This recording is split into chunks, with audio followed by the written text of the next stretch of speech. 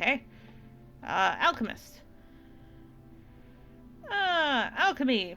Alchemy is the ancient arts, especially practiced in the Middle Ages, primarily to discover a substance that would transmute the common and base metals into gold or silver, and to find a means of definitely prolonging human life.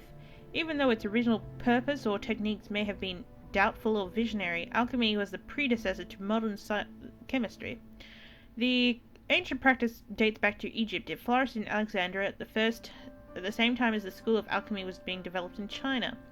The early Greek philosophers wrote that the first chemical theories. The theories advanced by Empedocles in the 5th century BC. That all things composed of air, earth, fire, and water greatly influenced alchemy. Roman emperors seem to have mixed feelings about the practice. Caligula was alleged to have ordered experiments performed attempting to produce gold from orpiment, a sulfide of arsenic, while Diocletian is said to have ordered all Egyptians' works concerning gold and silver to be burned and such experiments stopped. The fundamental basis of which alchemy rests is Aristotle's doctrine that all things tend to reach perfection.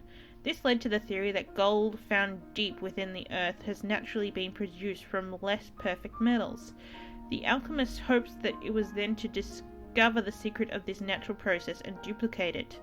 The original attempts for achieving such a feat were both empirical and practical, but toward the 4th century, astrological and magical influences became more dominant. But in the 13th century, the practice of alchemy took almost a religious fervor. The skilled alchemist not only went through the rigorous apprenticeship, but was also a solemn ceremony upon the completion of his training. This seen by the influences of the Neoplatonic magic, astrological mysticism, medicine, the esoteric doctrines of the Near East, Pythagoreanism, and Orphism, which were eventually embodied in alchemy. By their strict practices and their searches for the philosopher's stone, the true alchemists endeavored to refresh and restore the earth. Because of its spiritual aspect, alchemy is still valued by many today. Yay! As you can see, we're given a whole lot more to look at, and you know what, we're going to come back in the next episode because I think this is past half an hour now. So yeah, so we'll see you guys in a minute. Bye. Alright, and we're back. Actually, it turns out that this is part of the new episode, which you already know anyway, so ignore when I just said that we were finishing the episode. So yes, mysticism. Mysticism is the overwhelming feeling or sense of being in complete unity or oneness with the deity of cosmos. In the religious sense, it is the feeling of oneness with God. In paganism, it means the feeling of complete unity with the deity. In witchcraft, it is the feeling of unity with the goddess, god, or nature. It can also be the sense of mystical knowledge. Dionysius the Areopagite was the first to introduce the concept of unknown knowing to the Western world. In areas of the occult and psychic, it denotes an additional domain of the esoteric knowledge and paranormal communication. Wonderful. I don't think we really need to go that far into what those other things are. So this Pythagoras, yes, because Pythagoras is a very important person, and we just got a point for that. So yay. A Greek philosopher of the 6th century BC who founded a school and a philosophical system, Pythagoreanism, I guess, named after him. Born on the Greek island of Samos off the coast of the Asia Minor, he migrated as an adult to the Greek city-state of Croton, modern Crotone, in southern Italy, about 530 BC. Sorry, just had to wipe something. As a teacher and leader, Pythagoras possessed extraordinary charisma. In Croton, he established a society or brotherhood of religious ethical orientation. With its initiates, the society festered strong bonds of friendship and a feeling of elitism through ritual esoteric symbolism, and the code of righteousness self-control that included taboos. The basis of his teachings was ethical, religious, and mystical. He believed in metamorphosis. What? Metempsychosis, I guess. The concept that the soul, both human and animal, passes from one body to another body. It is uncertain whether metempsychosis, oh goodness gracious, included the belief of the immortality of the soul or not. However, the concept provided the rationale of many practices within the society, included vegetarianism and the rituals of purification, which were thought to promote superior reincarnation.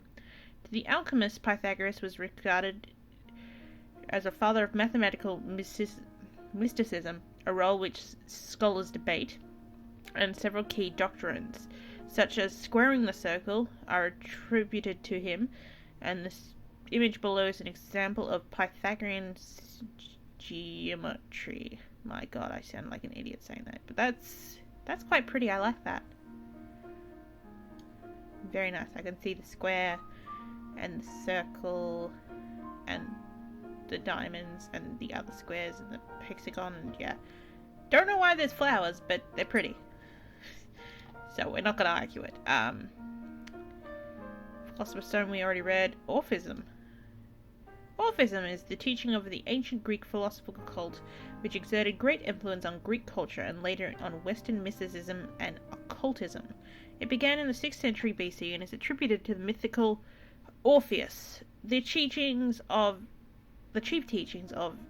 of reincarnation, the Greek version of karma, a history of the universe which was formed by Kronos, who formed the egg, who first created the first king of the gods, whom Zeus supplanted, and fathered Dionysus, the divine child. Other teachings are that the body is the prison of the soul, animals were not meant to be killed or eaten, the good were to be rewarded while the evil were to be punished in the netherworlds, and the teaching of self-denial and seriousness in religious matters. Apollo, who was the kindred god who demanded purification and righteousness. Orphism had a great impact on alchemy. Amazing. Down. Okay, alchemy, the square. In alchemy, the square represents the quaternity and in directions all four-part concepts such as 4 seasons, the 4 cardinal directions, north, south, east, west, and the 4 stages of man. The square itself is represented by the number 4. It is a solid and earthy and stable as opposed to the more dynamic, fluid, heavenly form of the circle. Back. Because I wanted the circle, but I suppose it goes in a certain line.